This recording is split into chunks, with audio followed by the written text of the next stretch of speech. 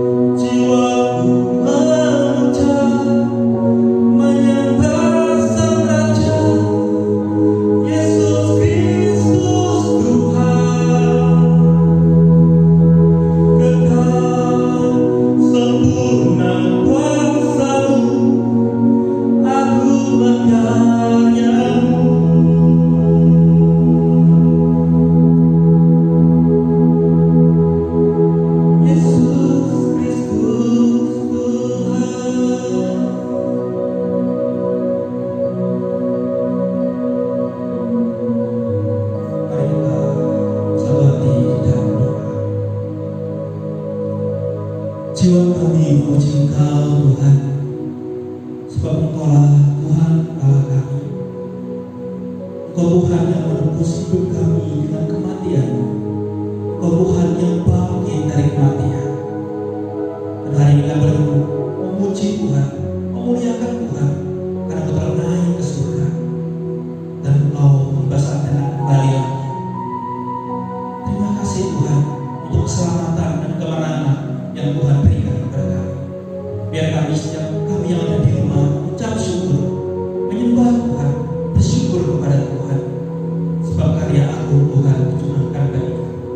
Terima kasih Tuhan, berkati pada kami dari awal pertengahan hingga akhirnya, sehingga kami memuliakan Engkau. Dalam nama Tuhan Yesus Kristus kami beribadah kepada Engkau. Amin.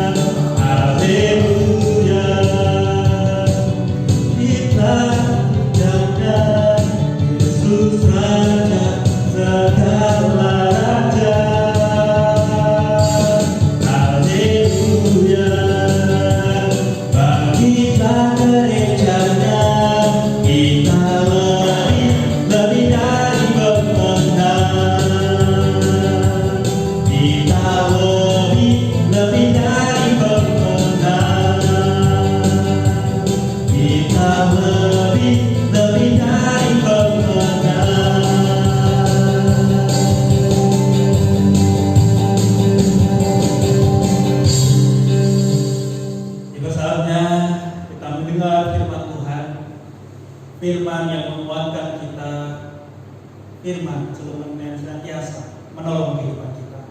Mari kita sambut firman Tuhan. Mari kita sambut apa yang Tuhan mau katakan kepada kita. Kita pujikan pujian untuk menyambutnya. Yesus Kau kebenaran. Kita siapkan hati kita, kita berikan hidup kita kepada Tuhan. Setiap hidup kita menjadi milik Tuhan.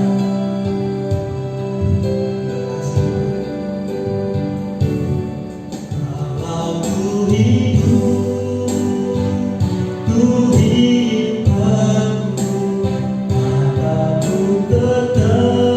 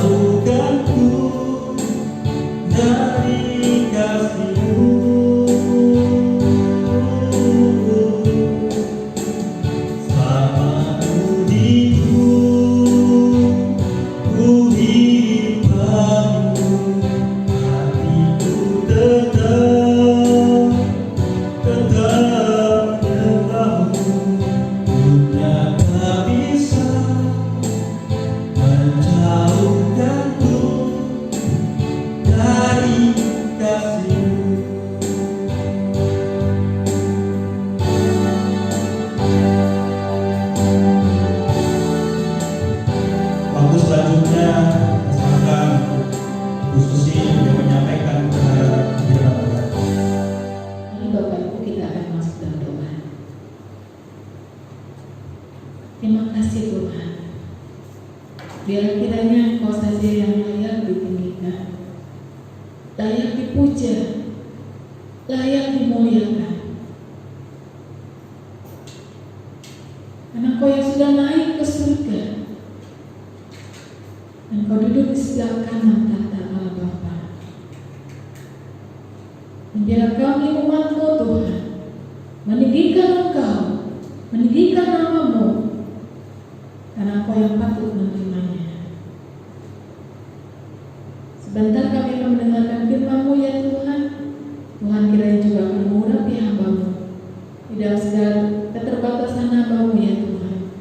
Hamba-Mu boleh menjadi berkat. Kami percaya Roh Kudus-Mu mengurapi kami semua. Dan kami percaya kebenaran firman Tuhan boleh menumbuhkan setiap kami. Di dalam nama Tuhan Yesus kami sambut berkat firman-Mu. Amin. Selamat pagi Bapak Ibu yang terkasih, puji nama Tuhan. Di hari kenaikan Tuhan Yesus ke surga, kita boleh bersama beribadah sekalipun di dalam bentuk online. Namun kita bersyukur karena kebenaran firman Tuhan tetap bisa kita dengarkan. Kita akan membuka bersama-sama bagian firman Tuhan di dalam kitab Kisah Para Rasul, pasal yang pertama, ayat yang ke-6 hingga yang ke-11. Kisah Para Rasul, pasal pertama, ayat yang ke-6 hingga yang ke-11. Demikian bunyi firman Tuhan. Maka bertanyalah mereka yang berkumpul di situ, Tuhan, maukah Engkau pada masa ini memulihkan kerajaan bagi Israel? Jawabnya, Engkau tidak perlu mengetahui masa dan waktu yang ditetapkan Bapa sendiri menurut kuasanya. Tetapi kamu akan menerima kuasa kalau Roh Kudus turun ke atas kamu, dan kamu akan menjadi saksiku di Yerusalem dan seluruh Yudea dan Samaria dan sampai ke ujung bumi. Sesudah ia mengatakan demikian, terangkatlah ia disaksikan oleh mereka, dan awan menutupnya dari pandangan mereka. Ketika mereka sedang menatap ke langit waktu ia naik itu, tiba-tiba berdirilah dua orang yang berpakaian putih dekat mereka dan berkata kepada mereka, "Hai orang-orang Galilea, mengapakah kamu berdiri melihat ke langit? Yesus ini yang terangkat ke surga meninggalkan kamu akan datang kembali dengan cara yang sama seperti kamu melihat dia naik ke surga." Bapak Ibu Saudara terkasih, bulan Mei ini kita memperingati ada dua hari besar, yaitu Hari Isra Mi'raj dan Hari Kenaikan Isa Al-Masih. Ketika kita melihat apa yang menjadi satu pandangan ataupun gambaran tentang kenaikan Tuhan Yesus ke surga, ada orang menganggap bahwa kenaikan Tuhan Yesus ke surga itu hanyalah mitos belaka, dan itu merupakan satu isapan jempol daripada bapak-bapak gereja mula-mula. Bahkan banyak orang yang menggugah kebenaran ini. Apakah peristiwa ini kebetulan atau rekayasa atau fakta sejarah? Tentunya peristiwa kenaikan Tuhan Yesus ke surga dicatat atau ditulis oleh Lukas. Di dalam Lukas pasal 24 ayat 50 hingga 52, juga di dalam Kisah Rasul yang kita baca tadi dalam pasal pertama, juga di dalam Injil Markus 16 ayat 19 sampai 20. Ketika kita tahu bahwa hal itu tertulis di dalam Alkitab, berarti kenaikan Tuhan ke surga bukanlah mitos, bukanlah rekayasa, tetapi kenaikan Tuhan ke surga adalah fakta sejarah, sesuatu yang benar-benar terjadi, dan itulah Lukas menuliskannya di dalam Alkitab ini. Lalu apa dasarnya kita harus menerima dan percayai hari kenaikan Tuhan ke surga ini? Tentunya kalau kita melihat apa sih yang menjadi dasar, apa sih yang menjadi pelajaran bagi setiap kita tentang kenaikan Tuhan ke surga. Kita belajarnya di dalam Kisah Rasul 1 ayat yang ke-6 hingga yang ke-11. Kalau kita melihat di dalam ayat sebelumnya, ayat 1 hingga yang ke-5, maka kita bisa melihat bagaimana Lukas menuliskannya untuk seorang bernama Theophilus, ya. Hai Theophilus, dalam bukuku yang pertama aku menulis tentang segala sesuatu yang dikerjakan dan diajarkan Yesus sampai pada hari Ia terangkat, sebelum Ia memberi perintahnya oleh Roh Kudus kepada rasul-rasul yang dipilihnya. Jadi kita bisa melihat dari ayat 1 hingga yang kedua bagaimana Lukas menuliskan kitab ini. Lukas adalah seorang tabib atau seorang dokter. Bagaimana dia menyatakan, dia menulis tentang penderitaan Tuhan, tentang kematian Tuhan sampai pada kebangkitannya, tetapi juga sampai Tuhan terangkat ke surga. Dan dalam ayat berikutnya kita bisa membaca bagaimana kisah kebangkitan Tuhan itu merupakan satu fakta sejarah dan bukan ilusi semata. Hal ini jelas dinyatakan di dalam pembuktian Yesus sendiri bahwa Dia hidup. Dan juga memang Lukas menyoroti hal itu. Di dalam ayat yang keempat dikatakan, pada suatu hari ketika Ia makan bersama-sama dengan mereka, Ia melarang mereka meninggalkan Yerusalem dan menyuruh mereka tinggal di situ menantikan janji Bapa. Kalau kebangkitan Tuhan itu adalah halusinasi daripada murid-murid, maka hal itu tentunya tidak mungkin murid-murid Tuhan berkumpul di dalam satu tempat. Bahkan ketika itu dikatakan Tuhan bisa makan ikan goreng, Tuhan juga bisa berkumpul di satu danau dan kemudian makan bersama-sama murid-murid, dan berulang kali selama 40 hari Tuhan Yesus berkumpul dan makan bersama dengan mereka. Bagaimana tentang peristiwa kebangkitan Tuhan? Itu adalah satu hal yang merupakan satu fakta sejarah. Demikian juga kenaikan Tuhan ke surga. Itu adalah satu fakta sejarah dan bukan satu halusinasi daripada para murid. Bagaimana rentetan daripada peristiwa penampakan Tuhan Yesus sampai pada akhirnya Tuhan Yesus terangkat ke surga, itu disaksikan oleh 500 orang sekaligus di dalam 1 Korintus 15 ayat yang ke-6. Hal itu bisa membuktikan bahwa kenaikan Tuhan ke surga itu adalah fakta sejarah. Bapak Ibu yang terkasih, kemudian kita melihat di dalam ayat yang ke-6, maka bertanyalah mereka yang berkumpul di situ, Tuhan, maukah Engkau pada masa ini memulihkan kerajaan bagi Israel? Kalau kita membaca dengan teliti, maka pertanyaan ini cukup aneh kedengarannya. Karena para murid bertanya, maukah Engkau memulihkan kerajaan bagi Israel?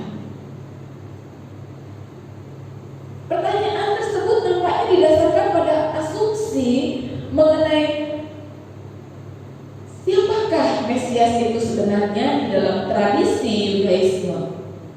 Dalam pandangan Yudaisme, Mesias itu diharapkan akan membawa perubahan, baik di dalam segi sosial, politik maupun keagamaan Israel pada waktu itu, di mana Israel tengah dijajah oleh bangsa Romawi.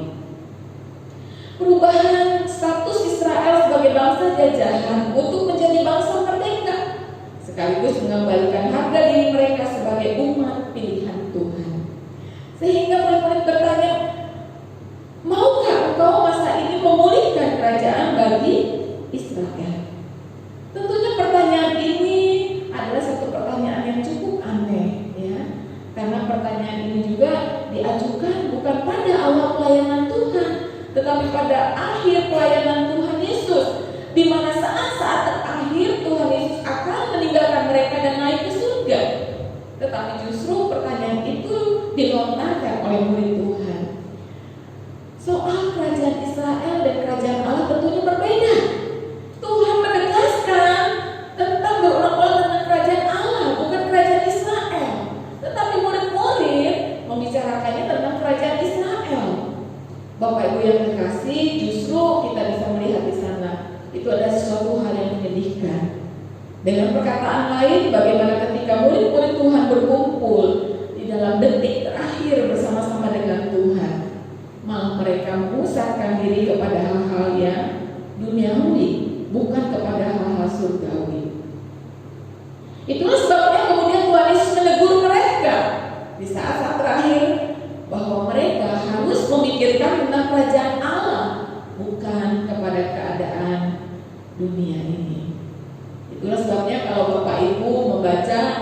dalam ayat yang ke-7, maka dikatakan jawab Yesus, engkau tidak perlu mengetahui masa dan waktu yang ditentukan Bapa sendiri menurut kuasanya. Jawaban ini tentunya sesuatu jawaban yang tidak diinginkan oleh murid-murid Tuhan. Karena murid-murid tanya, maukah Tuhan? Tetapi malah dijawab, engkau tidak perlu mengetahui masanya. Tuhan Yesus sebenarnya menginginkan bahwa murid-murid Tuhan pada waktu itu tidak mencari informasi kapan Tuhan akan melakukan hal itu, ya, karena itu adalah kewenangan Allah di dalam kedaulatannya. Namun pada saat itu Tuhan tengah menggeser perhatian mereka kepada sesuatu hal yang tidak penting kepada sesuatu hal yang lebih penting, yaitu tentang pemulihan. Bukan sekedar pemulihan tentang status bangsa Israel dari bangsa terjajah menjadi bangsa yang merdeka, tetapi tentang kerajaan Allah yang patut diberitakan oleh murid-murid Tuhan. Itulah sebabnya kemudian Tuhan Yesus berkata dalam ayat yang ke-8, tetapi kamu akan menerima kuasa kalau Roh Kudus turun ke atas kamu, dan kamu akan menjadi saksiku di Yerusalem dan seluruh Yudea dan Samaria dan sampai ke ujung bumi. Tuhan Yesus menegaskan di sana bahwa kamu akan menerima kuasa kalau Roh Kudus turun ke atas kamu. Berarti hubungannya bukanlah tentang masalah kerajaan Israel, tetapi tentang kerajaan Allah, di mana kerajaan Allah itulah yang harus diberitakan. Tentang bagaimana Allah sudah hadir di dalam pribadi Yesus Kristus, datang sebagai juru selamat yang memberikan keselamatan dan pengampunan dosa. Itulah yang harus diberitakan, bukan makna daripada kerajaan Israel yang pada waktu itu tengah dijajah dan mereka menuntut adanya satu kemerdekaan. Bapak Ibu Saudara yang terkasih, dikatakan oleh firman Tuhan bahwa kamu akan menerima kuasa kalau Roh Kudus turun ke atas kamu. Ini adalah satu pesan terakhir yang Tuhan Yesus berikan kepada murid-murid, bahwa kamu akan menjadi saksi Tuhan. Dari mana mereka akan menjadi saksi Tuhan? Yaitu bahwa mereka akan menjadi saksi Tuhan di mana mereka berada, yaitu ketika mereka ada di Yerusalem, kemudian meluas kepada seluruh provinsi di Yudea, bahkan ke seluruh bumi. Penting kita amati di sana ada kata Samaria, Bapak Ibu. Kota Samaria pada waktu itu biasanya dihindari oleh orang-orang Yahudi untuk memberitakan Injil. Tetapi pada saat ini kita bisa melihat bahwa Tuhan mengatakan dari Yerusalem ke seluruh Yudea, Samaria sampai ke ujung bumi. Dengan kata lain, Bapak Ibu yang terkasih, bahwa memberitakan Injil tidak ada satu daerah pun yang tidak akan mendengarkan Injil. Mereka akan mendengarkan berita firman Tuhan, mereka akan mendengarkan berita Injil, dan itu adalah tugas daripada murid-murid Tuhan. Bahkan tugas itu juga diberikan untuk kita semua pada saat ini. Sehingga Rasul Paulus mengatakan, celakalah aku kalau aku tidak memberitakan Injil. Bapak Ibu Saudara yang terkasih, pesan terakhir ketika Tuhan Yesus akan naik ke surga, maka dikatakan kamu akan menjadi saksiku. Itulah tugas kita semua. Namun kemudian ketika dikatakan oleh firman Tuhan bahwa kita tidak akan bekerja sendiri, kita tidak akan berusaha sendiri dengan kemampuan kita, tetapi kita dikatakan akan menerima kuasa kalau Roh Kudus turun ke atas kita. Puji syukur kalau Roh Kudus akan diberikan kepada kita sebagai penolong. Dia memberikan kuasa kepada kita, satu kemampuan untuk kita juga bisa memberitakan Injilnya. Bapak Ibu Saudara yang terkasih, ketika murid-murid Tuhan diberikan tugas untuk memberitakan Injil, murid-murid Tuhan diberikan kuasa, yaitu Roh Kudusnya. Dan itulah sebabnya kita dimampukan untuk kita boleh menjadi saksi Tuhan. Namun kemudian di dalam ayat yang ke-9 dikatakan, sesudah ia mengatakan demikian, terangkatlah ia disaksikan oleh mereka, dan awan menutupnya dari pandangan mereka. Ketika Tuhan sudah mengatakan kamu akan menjadi saksiku di Yerusalem, Yudea, Samaria sampai ujung bumi, maka kemudian setelah mengatakan demikian terangkatlah ia disaksikan oleh mereka. Terangkatlah dia, Tuhan Yesus naik ke surga. Bapak Ibu yang terkasih, ketika kita melihat di dalam Alkitab kita, ada orang-orang tokoh-tokoh Alkitab yang memang naik ke surga. Misalnya dikatakan dalam Kejadian 5 ayat 21-24, itu ada kisah di mana Henokh diangkat oleh Allah naik ke surga. Kemudian di dalam 2 Raja-Raja 2 ayat 11, bagaimana Elia dengan kereta berapinya naik ke surga. Tetapi justru pada pagi hari ini kita mendengarkan satu berita bahwa Tuhan Yesus terangkat ke surga disaksikan oleh para murid. Tuhan Yesus terangkat ke surga berbeda dengan ketika pengalaman Henokh diangkat Allah ke surga, ataupun pengalaman Elia dengan naik kereta berapinya. Bapak Ibu Saudara kasih, Tuhan Yesus naik ke surga dengan tubuh kemuliaannya. Ketika Tuhan Yesus mati dan pada hari yang ketiga dia bangkit, Tuhan Yesus berbeda dengan ketika dia sebelum bangkit. Tuhan Yesus memakai tubuh jasmani seperti kita, tetapi kemudian ketika Tuhan Yesus bangkit, dia tidak lagi memakai tubuh jasmani seperti kita, tetapi dikatakan dia memakai satu tubuh kemuliaan. Itulah sebabnya bagaimana Bapak Ibu Saudara kita semua diteguhkan pada saat ini. Ketika Tuhan Yesus naik ke surga, kita juga bersyukur bahwa ketika Tuhan Yesus akan datang kembali, kita semua pada akhir zaman akan dibangkitkan dan kita semua akan diubahkan menjadi tubuh kemuliaan. Tubuh yang tidak ada cacat, tubuh yang tidak dapat hancur, yang kekal dan yang sempurna. Dan itulah sebabnya dikatakan kita akan bersama-sama menetap dengan Dia, tinggal di kerajaan surga. Sesuatu hal yang indah, sesuatu yang Allah janjikan kepada setiap kita.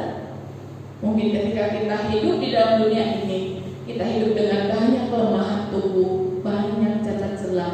Tetapi ketika Tuhan datang pada akhir zaman, dikatakan Dia akan mengubah kita menjadi tubuh kemuliaannya. Itulah sebabnya kita bersyukur Bapak Ibu yang Saudara terkasih, bahwa Tuhan naik ke surga dengan tubuh kemuliaannya. Dan kelak kita pun akan mengalaminya, bagaimana kita akan naik diangkat dengan tubuh kemuliaannya. Kita bersyukur bagaimana kita bersama-sama melihat janji Tuhan yang indah, bahwa ketika Tuhan Yesus terangkat ke surga dengan tubuh kemuliaannya, maka kita pun akan mengalami hal yang sama. Kita akan dibangkitkan dan kita akan menerima tubuh kemuliaan. Bapak Ibu Saudara terkasih, bukan hanya itu. Ketika Tuhan Yesus naik ke surga, dikatakan Dia dimuliakan. Dia naik ke surga dan Dia dimuliakan.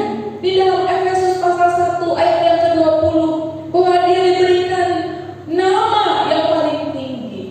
Dia dikatakan naik ke surga dan duduk di sebelah kanan Allah Bapa, dan kepadanya diberikan otoritas yang tertinggi.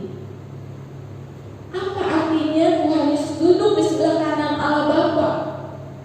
Dia duduk di sebelah kanan Allah Bapa berarti Allah memberikan sebuah kedudukan yang tertinggi, yaitu bagaimana Dia memerintah bersama-sama dengan otoritas yang diberikan Allah Bapa kepadanya. Tuhan Yesus telah diberi otoritas untuk memerintah secara universal dan tidak terbatas oleh tempat, oleh lokasi yang terbatas. Dia memerintah di dunia, juga Dia memerintah di dalam kerajaan surga. Dan hal itu terjadi di dalam sejarah, bagaimana dalam Kisah Rasul 2 ayat 35 dikatakan, duduklah di sebelah kananku sampai kubuat musuh-musuhku menjadi tumpuan kakiku. Bagaimana semua musuh-musuh Tuhan, iblis, dihancurkan, dan dikatakan manusia-manusia pemberontak juga akan tunduk kepada Tuhan. Tuhan telah menang secara rohani, sehingga Dia juga menghancurkan si ular tua, sehingga kita semua menerima keselamatan itu. Semua musuh telah dikalahkan di atas kayu salib, dan pada saat ini Dia dengan segala kuasa kemuliaannya dikatakan menghancurkan semua pemberontak. Dan Efesus 4 ayat yang 8 dikatakan, tatkala Ia naik ke surga, tatkala Ia naik ke tempat memberikan pemberian-pemberian kepada manusia. Bapak Ibu Saudara terkasih, Tuhan Yesus naik ke surga. Dia ditinggikan, dia dimuliakan. Dan kemudian juga dikatakan ketika Tuhan Yesus naik ke surga, benar-benar ketika dia katakan dia akan memberikan kuasa, dan ternyata benar apa yang dijanjikannya. Dia naik ke surga, tetapi dia juga mengirimkan Roh Kudusnya bagi kita semua. Itulah satu perbedaan yang benar-benar nampak berbeda, Bapak Ibu Saudara terkasih.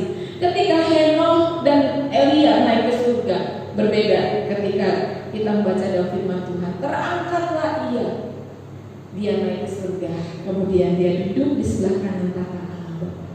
Dia dimuliakan, dia ditinggikan. Tidak ada nama lain yang di dalamnya kita diselamatkan. Bahkan tidak ada nama lain yang patut ditinggikan. Bapak Ibu Saudara terkasih, kita bersyukur bersama-sama karena ketika kita melihat Yesus naik ke surga dan awan menutupinya dari pandangan mereka, Tuhan Yesus naik ke surga penuh dengan kemuliaan. Dan itulah sebabnya kita patut meninggikan Dia. Kita patut memberikan pujian yang tertinggi, hormat dan keagungan hanya bagi Tuhan yang pada saat ini dinobatkan menjadi Raja dan segala raja. Namun apa yang terjadi ketika Tuhan Yesus terangkat ke surga? Di dalam ayat yang 10 dikatakan mereka menatap ke langit waktu Dia naik ke surga. Sesuatu sikap yang aneh. Murid-murid memandang mereka, murid-murid memandang Tuhan Yesus naik ke surga. Mereka dengan tertegun dan terus menatap, berdiri keheranan. Tetapi kemudian dikatakan ada orang yang berpakaian putih dekat mereka. Ada 2 orang berpakaian putih dekat mereka dan berkata, "Hai orang-orang Galilea, mengapa kamu berdiri melihat ke langit? Yesus yang terangkat ke surga meninggalkan kamu akan datang kembali dengan cara yang sama." Sikap yang aneh daripada murid-murid Tuhan pada waktu itu, yaitu mereka mungkin seolah-olah terkagum-kagum. Mereka begitu terheran-heran. Yesus terangkat ke surga dengan tubuh kemuliaannya. Dan itulah sebabnya Bapak Ibu yang kekasih dikatakan mereka sedang menatap ke langit. Memang hal ini bisa mencerminkan kekaguman mereka kepada Tuhan, ataupun pada saat itu mereka sedang mengharapkan kapan ya Tuhan datang kembali gitu ya. Kapan kita bersama-sama lagi dengan Tuhan Yesus. Setidaknya kemudian firman itulah yang memberikan jawaban bagaimana ketika mereka begitu tertegun, mereka termangu, keheranan. Tetapi kemudian Tuhan mengutus 2 orang malaikatnya untuk menegur mereka dan berkata, "Hai orang-orang Galilea, mengapa kau berdiri melihat ke langit?" Di dalam keterheranan mereka, justru pada saat itu Tuhan mengingatkan, "Mengapa engkau menatap ke langit?" Karena pada waktu itu bukan semata-mata mereka kemudian hanya tertegun saja, merenung. Mereka ditinggalkan Tuhan naik ke surga. Tetapi ada satu tugas yang sebenarnya harus mereka lakukan, yaitu mereka harus menjadi saksi Tuhan. Sehingga tidak salah sebenarnya mereka mengagumi atau merindukan kebersamaan dengan Yesus kembali. Tetapi yang sebenarnya harus ada adalah bagaimana yang menjadi masalah. Mereka tidaklah boleh hanya mengaguminya saja, tetapi merupakan tugas yang Tuhan berikan sebelum Tuhan Yesus terangkat ke surga. Dia memberikan tugas untuk menjadi saksinya. Bapak Ibu Saudara terkasih, apa yang menjadi sesuatu pelajaran bagi kita semua? Apa yang menjadi satu aplikasi? Apa yang menjadi sesuatu yang harus kita lakukan pada saat ini? Ketika Tuhan Yesus naik ke surga dan di dalam perikop dalam Kisah Rasul pasal 1 ini, maka kita akan melihat ada 4 bagian. Yang pertama, aplikasi yang pertama adalah bahwa biarlah kita jangan hidup di dalam hal-hal yang duniawi semata-mata. Bagaimana kita hanya berfokus pada pemulihan di dalam kerajaan tanda kutip ya, yang terus kita pikirkan tentang pekerjaan kita, tentang keluarga kita, tentang bisnis kita. tetapi kita lupa tentang kerajaan Allah. Mungkin kita hanya ingat tentang kerajaan-kerajaan di duniawi ini saja. Bagaimana kita terus mempertahankannya, bagaimana kita terus mengembangkannya dan meluaskannya. Tetapi kita lupa bagaimana kita ada satu tugas untuk memperluas, mengembangkan tentang kerajaan Allah. Jangan kita hidup hanya memikirkan tentang hal-hal yang duniawi, seperti murid-murid Tuhan tentang kerajaan Israel dipulihkan. Demikian juga dalam kehidupan kita. Biar semata-mata tidak hanya memikirkan tentang pemulihan keluarga kita, mungkin pekerjaan kita dan sebagainya, tetapi bagaimana kita boleh memikirkan tentang kerajaan Allah yang akan terus kita hadirkan dalam kehidupan kita. Yang kedua, bagaimana kita tidak lagi hidup terlalu rohani dengan arti kita terus memandang ke langit, sehingga mungkin tugas kita hanya terus memikirkan perkara-perkara rohani saja, tetapi tidak mengingat atau melupakan tugas kita sebenarnya, yaitu menjadi saksi di dunia ini. Mungkin kita memandang ke langit, kita terus-menerus hanya beribadah, kita terus-menerus sedemikian rupa memikirkan satu ibadah, satu pelayanan yang berkenan. Itu baik, tetapi kadang-kadang ketika kita hanya memikirkan hal-hal itu, kita lupa bagaimana kita menjadi saksi bagi nama Tuhan. Itulah sebabnya ketika murid-murid Tuhan hanya tertegun memandang ke langit, maka Tuhan menegur melalui 2 orang malaikat yang mengatakan, mengapa engkau memandang ke langit? Karena justru tugas kita semua adalah memberitakan Injil, memberitakan kabar baik bahwa Tuhan Yesus yang sudah datang ke dalam dunia memberikan keselamatan. Dia naik ke surga. Dia naik ke surga, meninggalkan kita, tetapi kemudian dia memberikan Roh Kudus-Nya. Tuhan Yesus meninggalkan kita, tetapi kemudian dia memberikan Roh Kudus-Nya, seperti yang dijanjikan di dalam ayat ke-8, bahwa kamu akan menerima kuasa kalau Roh Kudus turun ke atas kamu. Sehingga dikatakan dalam Injil Yohanes juga dikatakan bahwa kita tidak dibiarkannya sebagai yatim piatu, tetapi dia akan memberikan penolong yang lain. Puji nama Tuhan. Dia naik ke surga, kita tidak dibiarkan seorang diri, tapi dia memberikan penolong yang lain, yaitu Roh Kudus diberikan kepada kita. Dan kemudian di dalam ayat yang ke-11 dikatakan bahwa Yesus ini yang terangkat ke surga meninggalkan kamu. Dia akan datang kembali dengan cara yang sama, seperti kamu melihat dia naik ke surga. Yang keempat, bahwa dia akan datang kembali dengan cara yang sama. Ada pujian 14 suara yang mengatakan, Yesus naik ke surga, pun turun juga, ambil pengantinnya dari segenap dunia, sebab itu bersedia, ingat selamanya. Yesus naik ke surga. Yesus yang naik ke surga, dia juga akan datang kembali. Yesus mau datang lagi, siap sedia mengangkat kita. Yesus mau datang mengangkat kita, bertemu di langit biru. Yesus yang sudah naik ke surga, dia akan datang kembali untuk menjemput kita. Para salehnya, biarlah kita semua boleh menjadi mempelai-mempelai Kristus, sehingga pada saat dia datang menjemput kita semua, kita berkenan dan kita layak untuk kemudian kita bersama-sama menikmati perkawinan anak domba. Bapak Ibu Saudara terkasih, itulah 4 hal yang bisa kita kerjakan.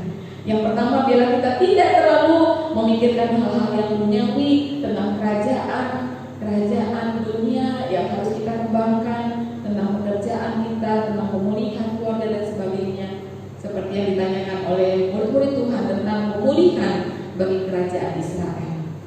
Yang kedua, bahwa kita juga jangan hidup hanya memikirkan bagaimana hal ibadah pelayanan kita yang baik dan berkenan, itu adalah hal yang baik, tetapi kita lupa dengan tugas kita untuk menjadi saksi Tuhan, memberitakan Injilnya. Dan yang ketiga, kita percaya bahwa kita tidak tinggalkan sendiri. Ketika Tuhan Yesus naik ke surga, Dia akan memberikan penolong yang lain. Roh Kudus diberikannya untuk kita. Dan bukan hanya itu saja, Dia juga berjanji akan datang kembali dengan cara yang sama seperti ketika Dia naik ke surga. Bila pengharapan itu ada dalam diri kita masing-masing, bahwa Tuhan Yesus yang naik ke surga yang kita peringati pada pagi hari ini, Dia akan datang kembali dengan cara yang sama. Sehingga itulah pengharapan kita semua, bahwa biarlah kita mengikut Tuhan dengan setia, sehingga ketika Tuhan datang di awan-awan yang permai, kita boleh diangkat bersama-sama dengan Dia naik ke surga. Karena kita didapati sebagai mempelai Kristus yang berkenan kepadanya. Bila pada pagi hari ini juga kita akan meninggikan Tuhan, Dia yang layak ditinggikan, Dia dimuliakan, Dia duduk di sebelah kanan Allah Bapa, Dia layak menerima pujian dan sembah kita. Mari kita nyanyikan pujian ini. Saya undang para pemain musik maju ke depan. Kita akan nyanyikan pujian Yesus Tuhan ditinggikan atas segala Allah.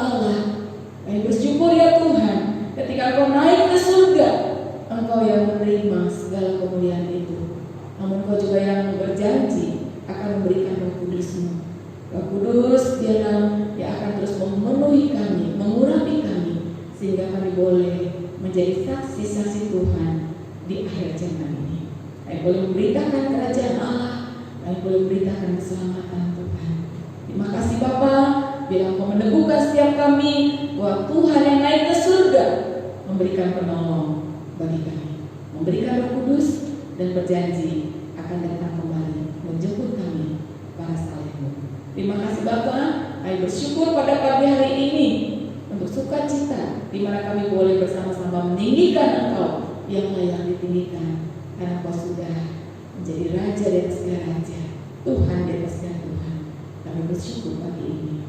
Di dalam nama Tuhan Yesus kami bersyukur dan berdoa. Amin. Bapak Ibu Saudara kekasih, kita juga akan mengadakan satu ibadah pemuda remaja Koplen dan Romo, di mana firman Tuhan secara live streaming dan disampaikan oleh Saudara Petrus Purnomo. Dan pada hari Minggu kita akan juga beribadah bersama-sama kembali secara online. Firman Tuhan disampaikan oleh Bapak Pendeta Timotius, yang kita akan belajar bagaimana mempersembahkan yang baik, yang berkenan di dalam jemaat Tuhan. Demikian juga Bapak Ibu Saudara yang akan memberikan persembahannya bisa dilakukan dengan transfer melalui Bank CIMB Niaga atas nama Gereja Islam Surabaya dengan nomor 7069868200. Yang kedua, Bank BCA Gereja Islam Surabaya atas nama Maureen Irwandi Karyadi, Majelis atau Bendahara Majelis Gereja Islam Surabaya, dengan nomor 728100-127, atau GoPay dengan nomor 0822-3243-78 dan 40. Kiranya Tuhan juga memberkati persembahan Bapak Ibu, baik Bapak Ibu yang sudah mentransfernya ataupun yang akan mentransfernya. Tuhan memberkati pelayanan Bapak Ibu di dalam pekerjaan Tuhan, mendukung pekerjaan Tuhan. Dan untuk selanjutnya saya serahkan pada Bapak Pendeta Timotius untuk memberikan doa berkat bagi kita semua. Demikian Bapak sekalian memberikan firman Tuhan pada kesempatan pagi hari ini kita sudah sekali dan yang boleh menjadi berkat bagi kita semua yang kami puji Tuhan. Bapak sekalian memberikan bersama-sama berdiri menghadiri pada kita pada kesempatan pagi hari ini. Mari kita berdoa. Bapa di dalam surga, terima kasih. Kami bersyukur jika Tuhan sudah mengumpulkan kami bersama-sama, kami beribadah bersama-sama keluarga kami masing-masing di rumah manapun kami berada. Kami boleh mendengar dalam firman menolong kami semua di tengah-tengah hari kenaikan Tuhan ke surga, memberikan harapan di dalam setiap kehidupan kami masing-masing untuk mempercayai segala janji kebenaran firman di dalam kehidupan kami. Terima kasih Tuhan memberkati seluruh saudara kami jemaat Tuhan yang boleh menyaksikan pada tayangan pada kali ini sehingga boleh meneguhkan kami semuanya. Kami juga berdoa menyerahkan saudara kami yang lain yang tidak bersama-sama dengan kami dalam mereka juga mendapatkan pertolongan anugerah Tuhan, khususnya mereka mengalami sakit penyakit dan juga menjamah memulihkan membangkitkan mereka. Mendoakan secara khusus untuk Ibu Imam Karyadi, Ibu Tanjungan, Bapak Ricaci, secara khusus mendoakan juga Ibu Yudi Karyadi. Tuhan menghibur dan Tuhan meneguhkan. Terima kasih Bapak. Terakhirnya sebentar kami akan mengakhiri ibadah kami, dan Tuhan yang akan menyertai dan memberkati kami semuanya. Oleh sebab itu Bapak Ibu saudara-saudara sekalian jemaat yang kasih, terimalah segala berkat dan anugerah daripada Tuhan.